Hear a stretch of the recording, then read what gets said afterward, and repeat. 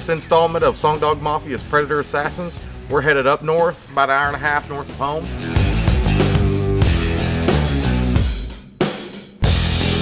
To hunt with Paul Landsberg and Jason Heany.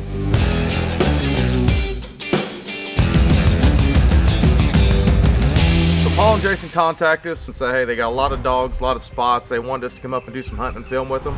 So we're going to take them up on it.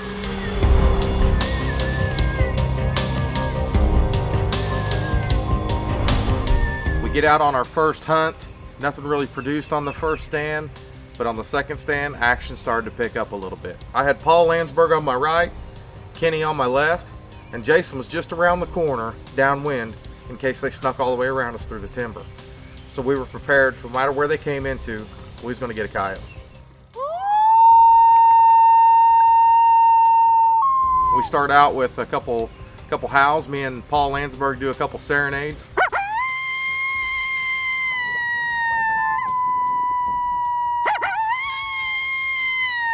We go back and forth a little bit, and then we turn on the UK Hair 2 on the ICOtec GC500. Right after we turned it on, it wasn't a couple minutes, this first coyote popped up in the corner. See a couple, he's up in the corner, he's looking right at us.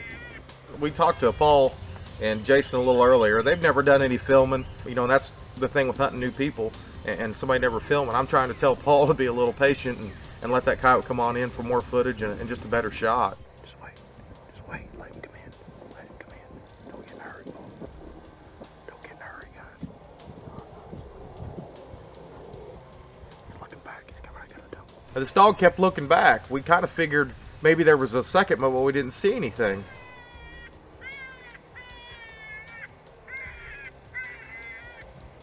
And after he heard what he liked, he jumped into the timber. He's going right. Oh, he's going right. Did you see him?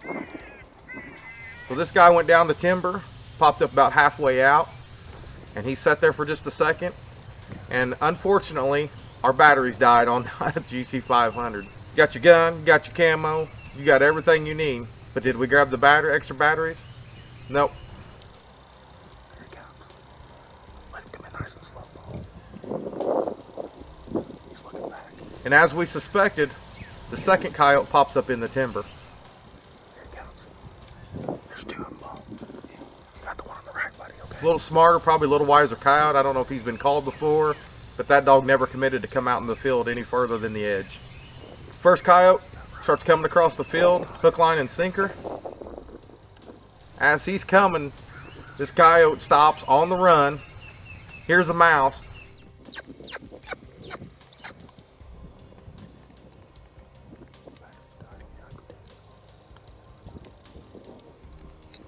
He stops and gets an appetizer.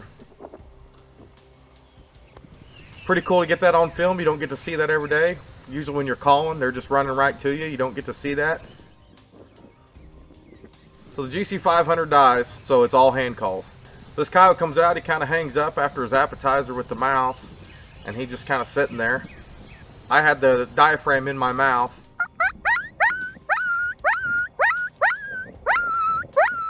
And I did a little bit of a coyote and a little bit of a pup distress.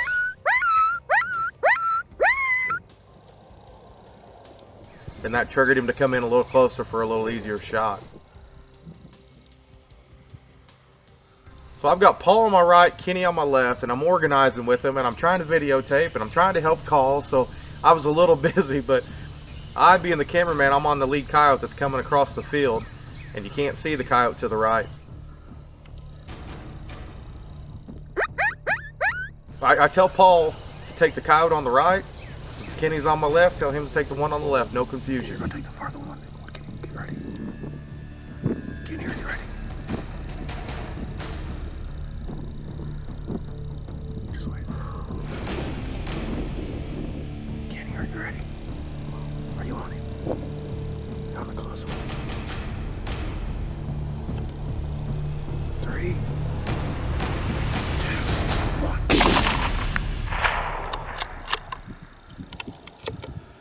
We got one of them.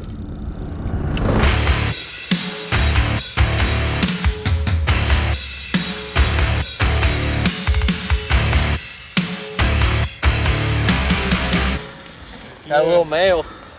Yeah, he's an awesome looking dog. He's furred up really good. Check that split ear out. I didn't even see that at first. Yeah, he's fighting or something, but man, he is an awesome looking dog. That's pretty. Real pretty. Look at that fur. Yeah, he's furred up real good. What were you calling with when we first got? I started off with the RSS1 and did some buck distress and some howling. Awesome. How long you had those, Paul? A couple of days. Yeah. Paul just got his Reese Outdoors calls, but I guess the way it happened this morning, you know, we already hit our first stand and didn't have any luck. We came out here to some virgin property. He shined like a diamond in the corner of the field, and he tried to circle us a little bit, but came on out. And I thought there was one, ended up being two. The other one hung up at about 3:30, and Paul took a crack at it. And you know, with the wind blowing, you know the way it is, that's tough. But we ended up with one in the back of the truck. You know, it just turned out to be a great hunt, even though we didn't get that second coyote. As long as we're walking away with a coyote, we're happy with it.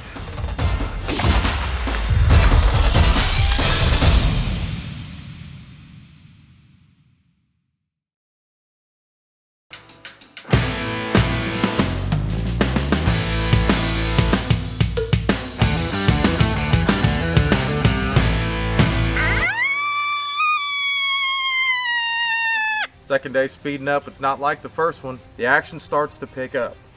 We get out first thing on the second day, and we got a coyote coming right at us. They take us to a great spot. It's a cut field. Jason Heany says, if these coyotes come out of here, they're gonna come from right out of here, right from this spot. And boy, was he right. We turned on the woodpecker distress on the GC500.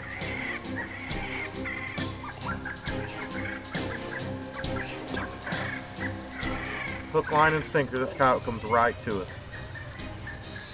But he heard that woodpecker distress, and it was just something he couldn't resist. And he cuts across the field, cuts the wind, comes right to it, doesn't even worry about the wind. And the only person that had the shot was Kenny, and Jason Heany gave him the go-to, and this is what happened.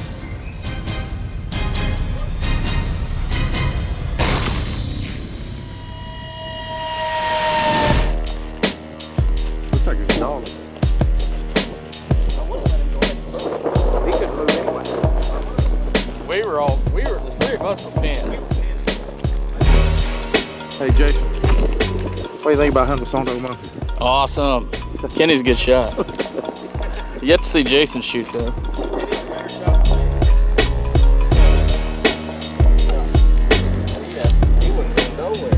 Another awesome setup here in northern Missouri. I pulled up my scope and I could see his face, and I barely seen him move.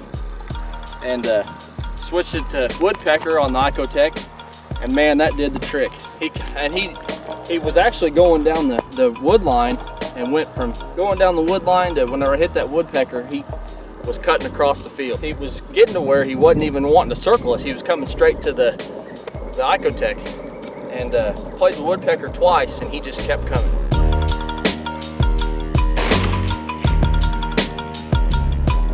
Awesome. Really red, isn't it? Yeah, he is. Look at this dog's color.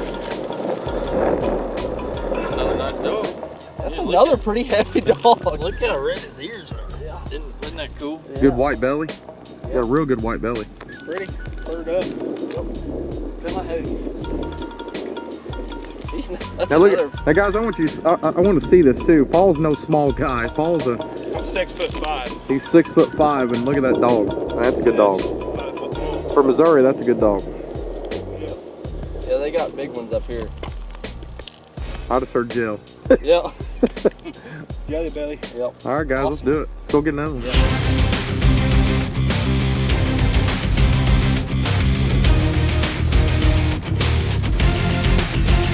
So on this trip, it's pretty action-packed. We got a lot of action, we got a lot of coyotes. We're just getting going. Coyotes are responding, coyotes coming from everywhere. This is gonna be a two-part series, and we got something new for you that's never been on Songdog Mafia video. So stay tuned, it's exciting. Don't miss out on all the action. We're just getting started.